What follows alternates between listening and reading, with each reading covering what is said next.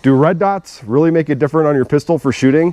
And do these cheap ass Chinese Boresighters do anything? We're gonna come with me to find out.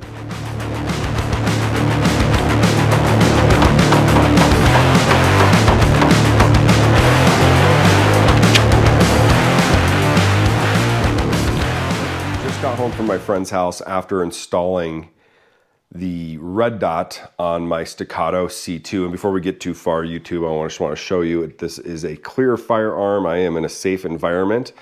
But why don't you guys take a look at it? I went with the Trijicon RMRCC. Really the biggest reason is because it has a smaller footprint, and I am planning on carrying this as my concealed handgun. So I think having that smaller footprint on the top is going to make it easier, one, to conceal it, two, make it a little more comfortable for carrying, since I'm especially a bigger guy and I like to carry an appendix. Before we head to the range though, I do have to say I don't think on your pistol a bore sight is totally necessary, especially if you can co-witness, meaning you can see through your back sights here, you can still see the front sight through the front. So another option to really bore sighting these or making sure you're on paper or going through this is taking it, looking through your back sights, and then lining up that red dot right above your front sight should get you on paper, I believe. Look, I'm no expert on it, so if you know, please leave a comment. Tell me if there's another way to do this without a bore sight. Let me show you the bore sight right now. It is this guy here. I don't have much hope for it. This is the only way I lined it up. I didn't do it that other method I just showed you. I figured since I have this, I'm gonna give it a try. Testing it here first before putting it on my rifle, because at the range I go to, you have to send the target way further back. It does come with different tips, so you can line it up perfectly with your bore at the end of your muzzle. So the way this one works is you insert it into the muzzle of your firearm like so. Boop. It is a tight fit in there, but it is a little bit wobbly. So a little bit off here means a lot off downrange. So I believe I'm going to start off with the target a lot closer, probably at like 5 yards, get my first couple shots and fine tune it. Okay. So the way it works is, let me see if you're going to be able to see this laser on the wall.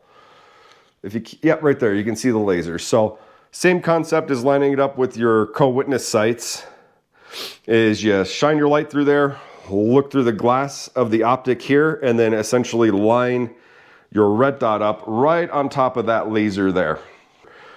How you adjust these, and just, you got this right here, if you can see it. This is going to be your elevation screw. You're going to turn it one direction for up, one direction for down.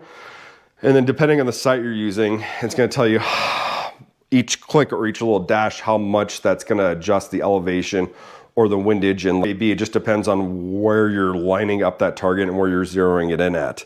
And then here's the windage right there. Really cool thing about this sight is it's always on, but it adjusts to the light. So it'll get brighter or lighter depending on the ambient light around you. First time I ever tried it was on a rental gun. Loved it so much. Figured when I purchased my Staccato, I would add one onto it. So I'll let you guys know tomorrow how everything turns out. If it was a horrible mistake to utilize that, or if it actually gets me on paper to a point where I can fine tune it. Talk to you guys tomorrow.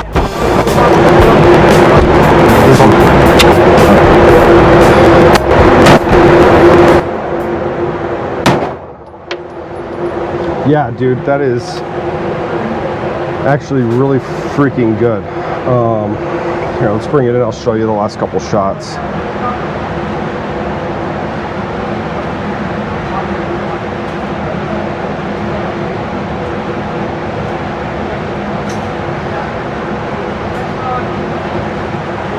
I think I'm feeling pretty good with, here are the last 5 shots after boom, boom, boom, boom. I think that's pretty freaking good. We'll send it back out to the yards. Do a couple shots there. But other than that, I think that'll be good.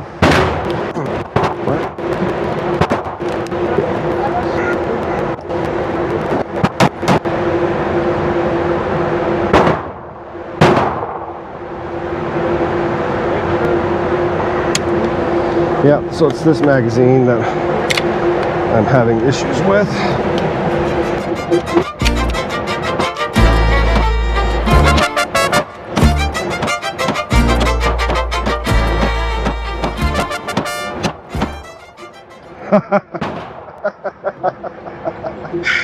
Oh boy, a lot of get away from me there. Just anticipating the recoil, bad habit of mine. I am very much liking the red dot. Oh man. Listen, if you're catching this and you don't go shooting, you should try it. You have to tell you, after a long day working, it is really nice to come out and shoot and just kind of clear your mind. I feel pretty refreshed afterwards, which is weird. It's kind of like getting a massage or even like a meditation, I guess. Nice way to clear your mind and just not think about, like, all I'm thinking about is the target. Honestly, I didn't think I was going to get that zeroed in as quickly. If I would have thought it was going to go that quick, I probably would have brought a couple more guns with me.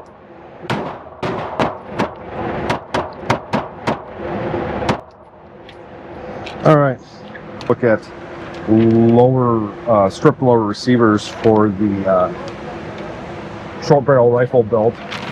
I'll probably pick one of those up today. I'll tell you what, every time I talk to somebody at the range, they ask me how much I love the Staccato, and I tell them if they haven't shot one, shoot it, and then they're going to want to buy one. Anyways, check in on these receivers. One, I thought that cheap Boresighter wasn't going to work, and it got me almost spot on. It was a little high and to the right, made a couple adjustments, started at 5 yards, 10 yards, 15, pushed it out to 20, pretty mumuch spot on. But I was right within a pretty small grouping with it. I spoke a little poorly of FNs, and especially the FN 509 Tactical in the last video. Look, for me, that trigger did feel like complete and utter garbage. The reset on it was really long. It felt kind of mushy. Now, again, like I said, if you love those, awesome. I think this is all personal preference. So if you don't have a firearm yet, you're thinking about maybe purchasing one in the future, I would really recommend just going to the range and renting a few different style handguns and shoot them and see which one you like the best. I mean, I love the Staccato. I know there's some other people who just don't like them. I honestly can't think of any reason to not like them. If you don't like the Staccatos and any of them in the line, let me know in the comments and why you feel that way. In the meantime, I am gonna go drop off my handgun at home, get it locked up, and then head over to a brewery and grab something to eat. Probably take you guys with me along for the ride. They usually have you know, a good food truck out there, so I'll grab a bite to eat and check in with you guys when we get there. So just pulled up to the brewery here. There's a food truck, so I'm gonna get some food ordered and then head in and maybe chat with you a little bit in there. Showtime! Yeah, trying to be. A couple things I wanted to touch on. When I was at the range, I have a bad habit of shooting, you know, my shot's going low, and that's because I'm anticipating the recoil. So I'm flinching just slightly as I'm pulling the trigger. One thing to fix that is, it's better if you have another person when you're at the range, but you can have somebody load in snap caps. Have like a buddy or a friend load your magazine and then put snap caps in there. So you have them put it in there randomly, and then when you pull the trigger, make sure you're recording yourself, and then you can go back and watch yourself flinch. So if you're doing that, go home and do your dry fire exercises, right? Practice pulling the trigger with those snap caps until you train yourself not to do that. Anyway, I'm gonna finish. I got some work I gotta finish up here, so I guess just enjoy watching me do that for a little bit, and then no, thanks for sticking around for the ride. It's like Puerto Rican food. Just leaving the brewery. If you stuck around this long, thank you so much. Please, you know, like, subscribe, and comment. Let me know if there's anything else you'd like to see, if there's anything you'd like me to do differently next time.